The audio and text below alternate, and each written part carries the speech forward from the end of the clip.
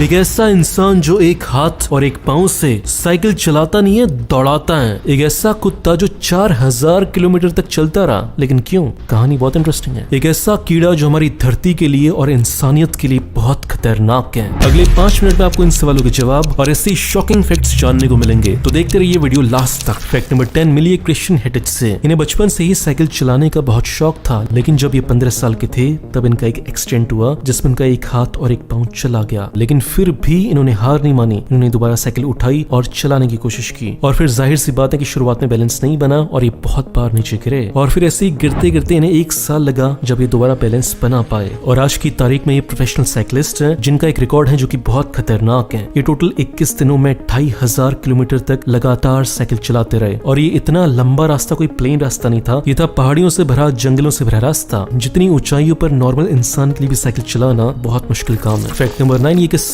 बहुत इंटरेस्टिंग है। बात है साल 1923 की। फ्रैंक और एलिजाबेथ के पास एक कुत्ता था जिसका नाम था बॉबी, और ये तीनों एक बार छुट्टी मनाने के लिए अपने घर से बहुत दूर यूएसए के इंडियाना में गए हुए थे। और वहां पर जब बॉबी ऐसे खेल रहा था तब 3 कुत्तों ने उसके ऊपर हमला कर दिया, जिसके बाद बॉबी वहां से भाग गया। उसके बाद फ्रैंक और एलिजाबेथ ने बहुत कोशिश की बॉबी को ढूंढने की, लेकिन बॉबी नहीं मिला। फिर वो लोग हार मानकर वापस अपने घर आ गए। इसके बाद इस परिवार ने मान लिया कि बॉबी की मौत हो गई होगी। फिर इसके बाद उन्होंने कुछ दिन दुख मनाया, फिर अपनी जिंदगी जीने लगे। लेकिन फिर 6 महीने के बाद क्या होता है, जब वो अपने घर का दरवाजा खोलते हैं तो उनके सामने कौन खड़ा होता है? बॉबी खड़ा होता है। फिर इसके बाद पता चलता है कि पिछले 6 महीनों में बॉबी 4000 किलोमीटर चला होता है, और इतना सारा डिस्टेंस कवर करने के लिए उसने नदी को तैरा था, वो डेजर्ट में चला था, और वो पहाड़ियों पर भी चला था। और तब से लेकर आज तक यूएसए में बॉबी को बोला जाता है Bobby the wonder dog.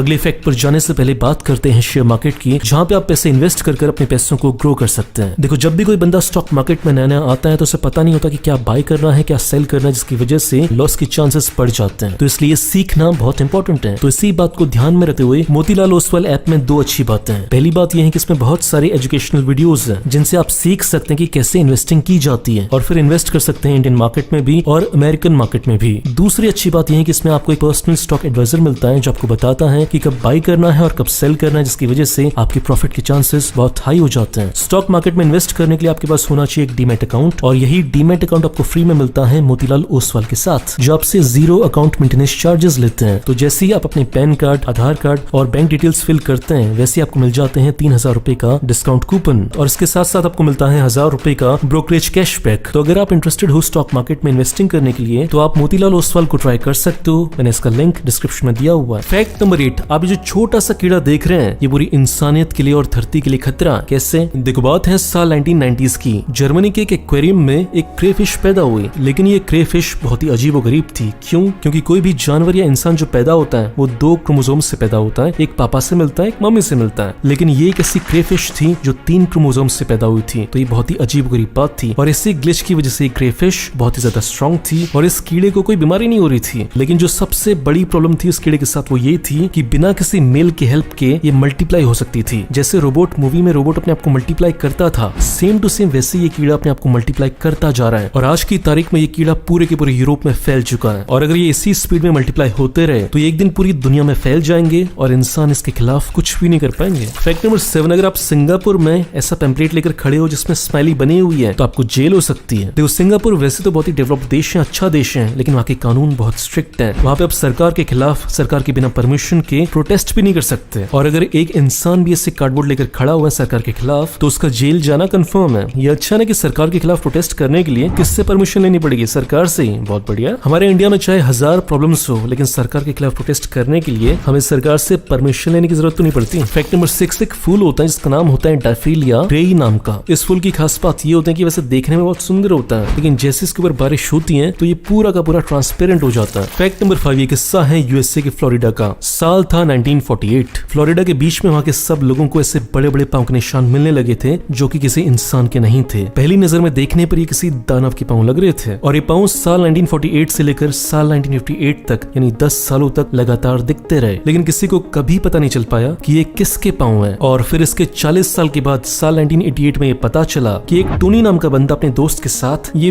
Prank कर रहा था। वो बीच में रात को आकर ऐसे बड़े बड़े जूते पहनते थे और रात को ही निकल लेते थे। फैक्ट नंबर 4, आपको पता है एप्पल कंपनी का जो पहला फोन था जो लॉन्च होने वाला था वो दिखने में असली सेब की तरह दिखता था। साल 1985 में एप्पल ने जो पेटेंट कराया था वो मॉडल कुछ ऐसा था, लेकिन बाद में उन्होंने भी भी रियलाइज किया कि ये बहुत ही फुद्दू मॉडल है, ऐसे सेब के शेप में फोन लॉन्च करेंगे तो लोग टमाटर तो नहीं मारेंगे। फैक्ट नंबर 3, हमने फिल्मों में से बहुत बार देखा है कि कोई एक्सीडेंट हो गया जिसके बाद जो हीरो है उसके पास बहुत सारी शक्तियां आ जाती हैं, लेकिन ऐसा रियल लाइफ में भी होता है। बात है साल 1979 की। ऑर्लैंडो नाम का एक बंदा था, वो उस समय 10 साल का था और बेसबॉल खेल रहा था, लेकिन तभी बेसबॉल उसके सर पर लगी और वो बेहोश हो गया। और फिर जब उसे होश आया तो उसे इस बात का एहसास हुआ कि उसकी जो मेमोरी है वो बहुत ही ज्यादा शार्प हो गई है। उसे पूरे कैलेंडर में कोई भी डेट बताओ तो वो बता देता था कि उस दिन कौन सा दिन था, और उस चोट लगने से लेकर आज के दिन तक वो बता सकता है कि किस दिन कैसा मौसम था। और इधर मैं हूँ, मुझे ये नहीं पता कि मैंने परसों सब्जी कौन सी खाई थी। फैक्ट नंबर 2, बचपन की ठंडियों में जब हमें पढ़ना होता था तो हम इतने आलसी हो जाते थे कि हम लेट कर पढ़ाई करते थे, लेकिन लेट कर पढ़ने में एक प्रॉब्लम है कि आपको किताब को ऐसे पकड़ना होता है और गर्दन को भी मोड़ना होता है। और ऐसी हमारे जैसे आलसी लोगों के लिए ये अगली इन्वेंशन है जिसका नाम था हेम्ब्लेन ग्लास।